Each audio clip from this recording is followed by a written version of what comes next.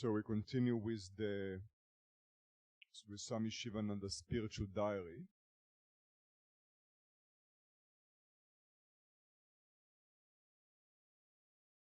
So we saw that Swami Sivananda explains that there are three things to incorporate into our life in order to gradually get established in the process of sadhana.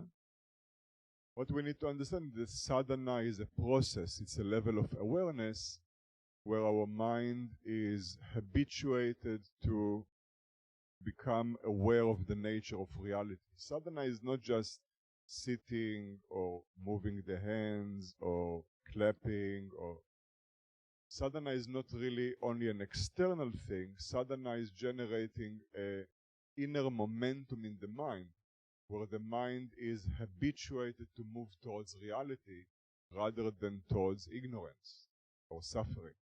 So in order to generate this inner momentum, this current of knowledge in the mind, the sadhana needs to become habitual, because the impurities in the mind are what we call vasanas. Vasanas are very deep-rooted habits that have been created through innumerable lives. So they come down the slope of life after life after life with great momentum. So what we find in the mind has lots of force. And therefore, because these are karmic tendencies, we need to habituate ourselves to the counter process, which is the meaning of sadhana. Therefore, sadhana needs to be established in a regular way. Otherwise, the vasanas will be too strong and will be overwhelming our little effort. So, this is the idea. This is why Swami Sivananda said spiritual resolves, so that it gives you the vision and inspiration to overcome the obstacles generated by the vasanas, by these karmic forces, because obstacles will definitely be there, and we need the energy to overcome them. And then daily routine, because if the sadhana is only constituting of good intentions, then Swami Sivananda says good intentions will not do. Okay? They are not sufficient. A yogi is not only intending to do sadhana, but does sadhana. This is the idea. Okay, so intending is very good. That's the beginning. We shouldn't, because without intention, no sadhana. But intention alone, insufficient. This is the idea. Okay?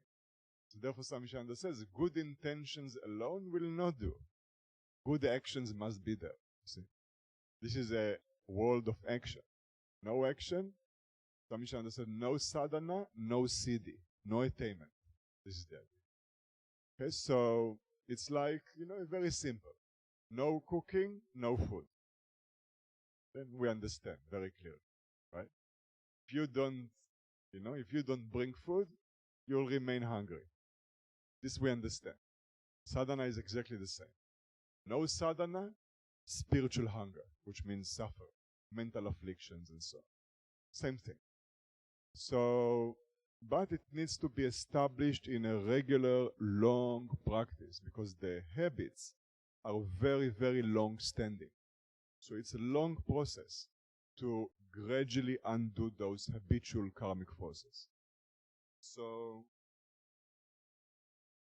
Swami Sivananda says, because we might think, well, it doesn't sound too inspiring for me, hard work and this, Let's do other things. Swami Sivananda says, you will anyway need to do it at some point. Why not now? So because any suffering that we don't remove now is going to linger in the future.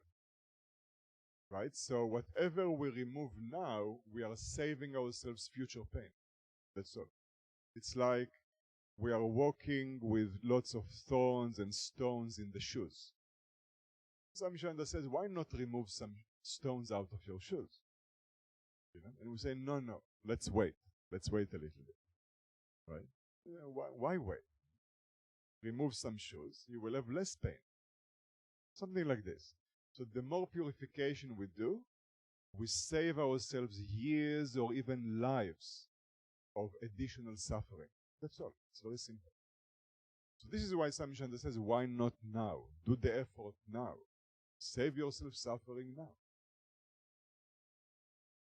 Okay. So the first two questions were, of the spiritual diary, how many hours did you sleep? And then, when did you get up from bed? So we saw Swami Sivananda says, sleep is very important. It's very important in the sense that it needs to be finely tuned. Undersleep will make us tired. Oversleep will make us tamasic, which is even worse. So therefore, sleep needs to be finely tuned. And Swami Sivananda says, if we lead a balanced life, we can gradually work towards between 6 and 7 hours. This should be good for us, but we need to lead a life of sadhana. If our life is very dissipating, emotionally and otherwise, naturally we will need more sleep because we will be mentally exhausted all the time. But if we lead a more and more balanced life, we can work towards 6 to 7 hours. This should be sufficient for us, and we will feel fresh.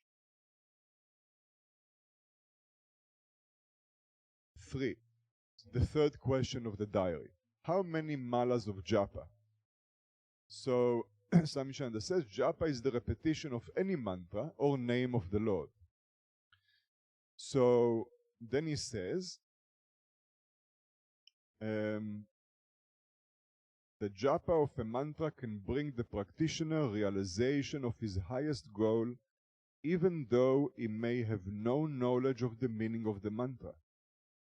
It will take a little more time. So, Swami Sivananda says, the repetition of God's name. See, he says every word carries the power of the meaning of that word. And if we repeat the name of God, it carries the energy of the Supreme Being. Even if we don't understand the meaning, by repeating the mantra, the energy of the name of God gradually manifests in our mind. So therefore, Swami Sivananda says, repeat the name of God as much as you can. This is extremely important. It will elevate your mind. It will gradually purify your mind.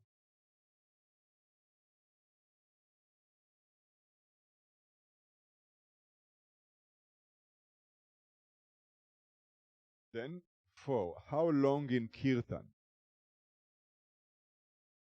So,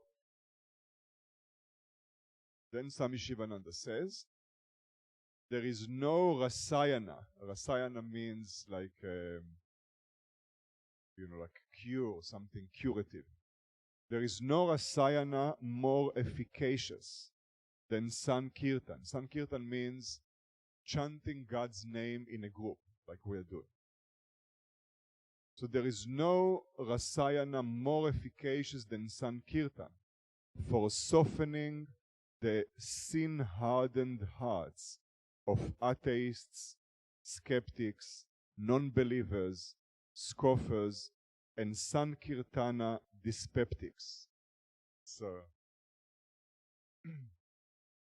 Swami Sivananda was a doctor, so he's using medical terms. But basically what he says is that the name of God is full of light. It's full of joy. It's full of wisdom. It's full of transcendence.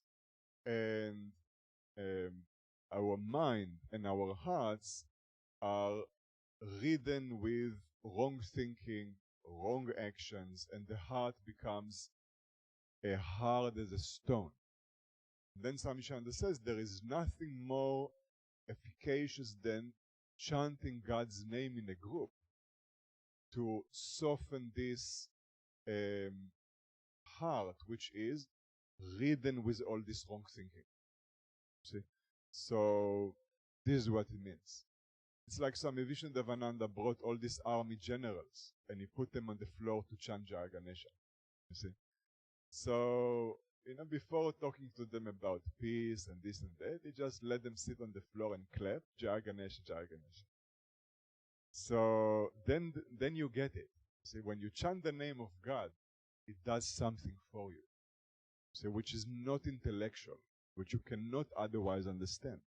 See, if we constantly are you see, the intellect is extremely important in the yogic practice, but it can be a dangerous trap.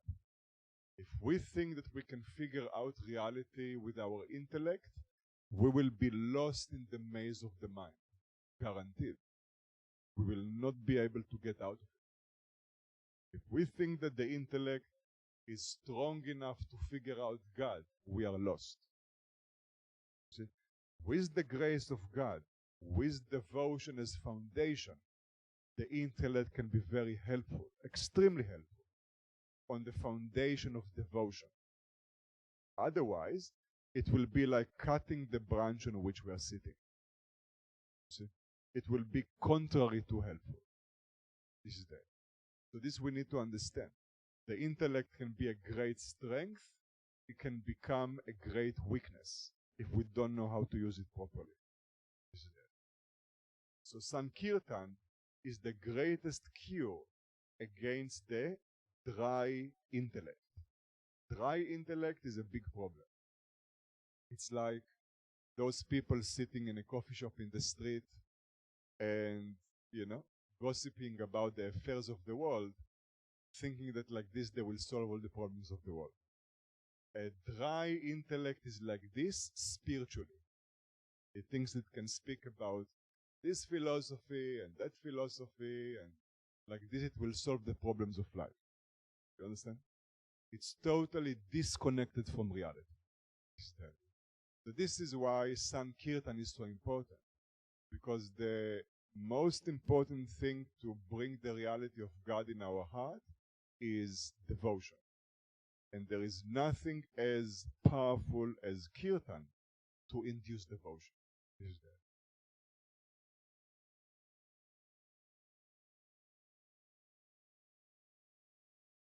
Swami Sivananda called them Sankirtana dyspeptics.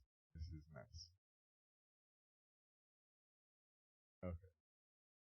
How many pranayamas?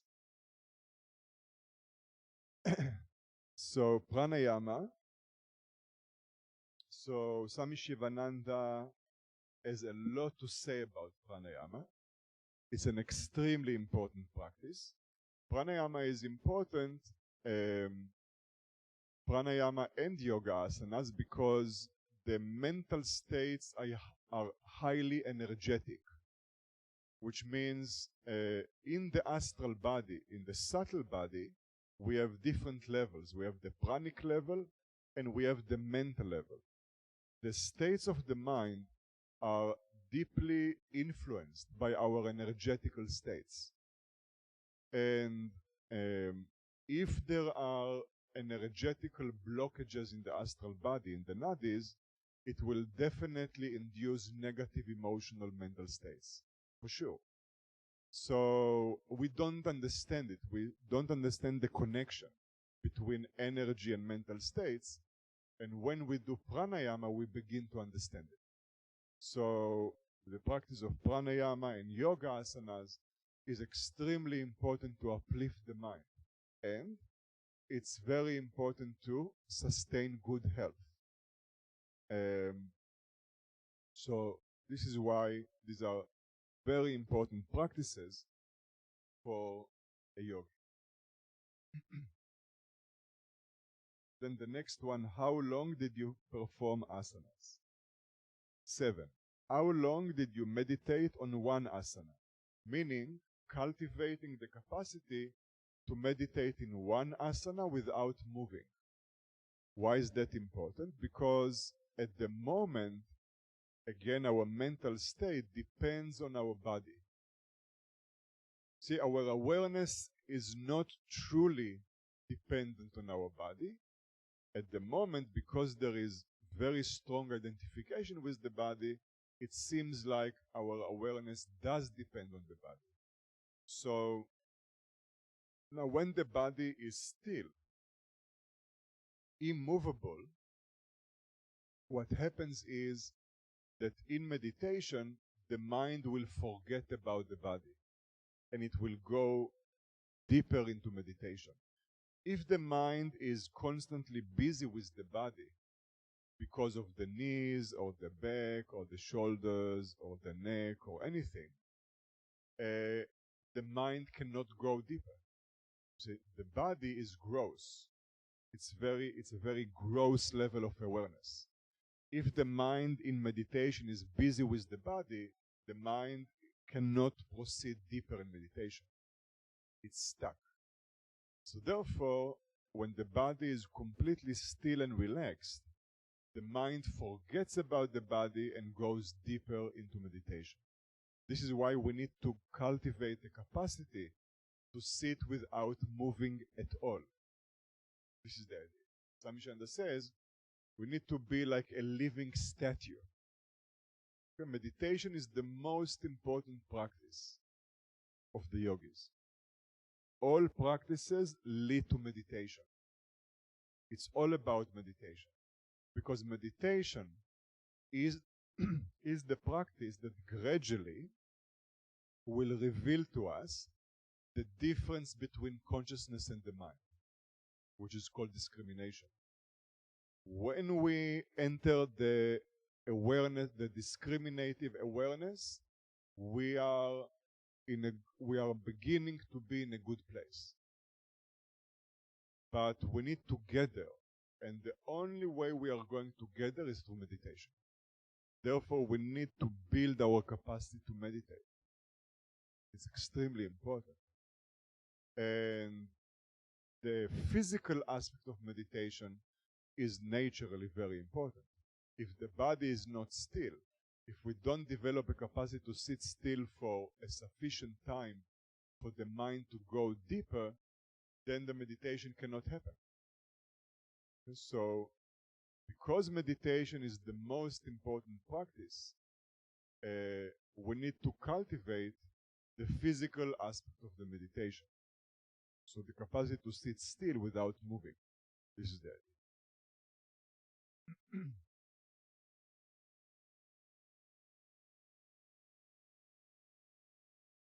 Then, now also, if it's possible for us, we should meditate sitting on the floor cross-legged. It's preferable, if possible. If not possible, we can sit in a chair. But if possible, we should sit crossing our legs with spine straight for meditation, because then we are creating a shape of a pyramid. And it focuses all the life force into the spine and up in the brain. And this is what we want. So sitting cross-legged is very efficient to induce meditation, if it's possible for us. Okay? If it's possible, then we should do it.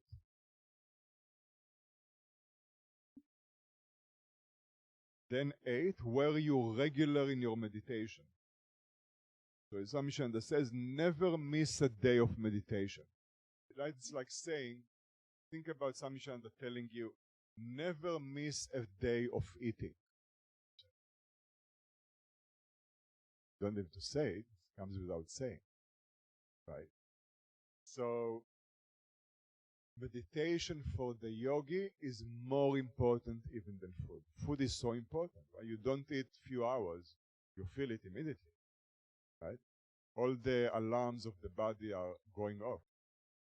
Right? You just don't eat for 3 hours. Right? The body is saying, what's going on? Right? But meditation is even more important. So if we miss a day of meditation, then Swami Sivananda says, this is something that we shouldn't do. We should develop this meditation regularly. We should go deeper and deeper in meditation. This is so important for us. At the moment, we may not understand the importance because we cannot see yet what meditation really is. The moment we think that to meditate is to sit and watch your mind, doing its stuff. And what's so inspiring about this? See? It begins to remember your kindergarten and this and that, Suddenly, you are decades after that you think about this person that snatched the banana out of your hand, and suddenly it's so important for you. And what's this meditation? See? So, but this is not meditation yet. It's the beginning of the practice. See? But meditation will actually become our tool to move into the nature of reality. See? We just have to build our capacity to meditate. So Swami Sivananda says, never miss a day of meditation. Do anything you can to meditate. So this is the idea.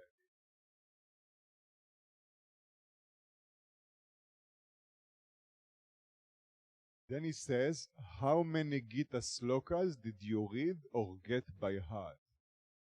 Bhagavad Gita is the most important scripture for yogis.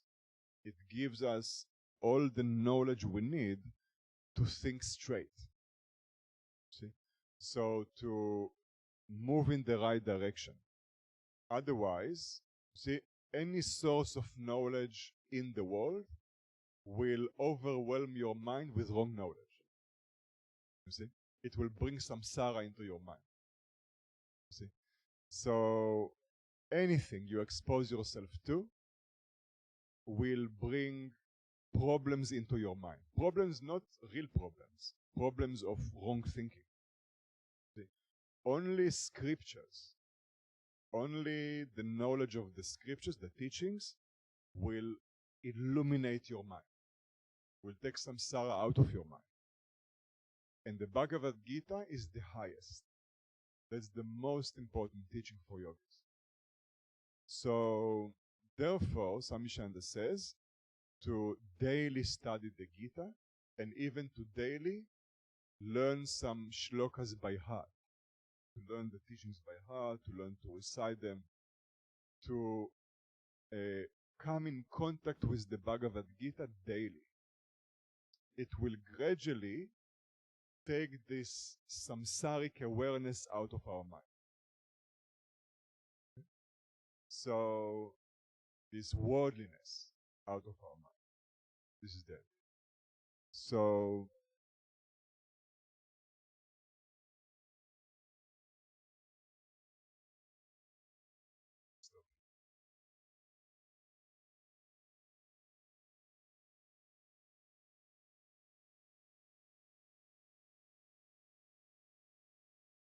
basically the spiritual diary of Swami Sivananda gives us a sense of all the items we should do as part of our spiritual sadhana.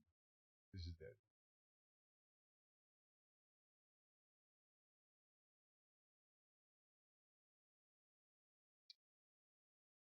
Om, Om, Om, Shanti, Shanti, Shanti. Om, peace, peace, peace. Bolo Sadguru Sivananda Maharaj ki jai. Vishnu Devananda Maharaj ki jai.